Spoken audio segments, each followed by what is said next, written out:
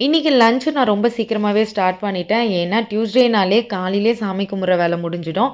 ஆனா, இன்னைக்கு ரொம்ப டயர்டா இருந்தது அப்படின்றதுனால, நெக்ஸ்ட் வீக் பார்த்துக்கலாம் அப்படின்ட்டு தான் நெனச்சேன். ஆனா, மனசு கேட்கல. சரி சீக்கிரமா லஞ்ச் எல்லாம் முடிச்சுட்டு, அதுக்கப்புறம் சாமி கும்பிட்டுக்கலாம் அப்படின்ட்டு ப்ரிப்பேர் பண்ண ஸ்டார்ட் பண்ணிட்டேன். லஞ்சுக்கு உருண்டை குழம்பு ரெடி பண்ணலான்ட்டு முன்னாடியே பருப்ப ஊற வச்சிருந்தேன்.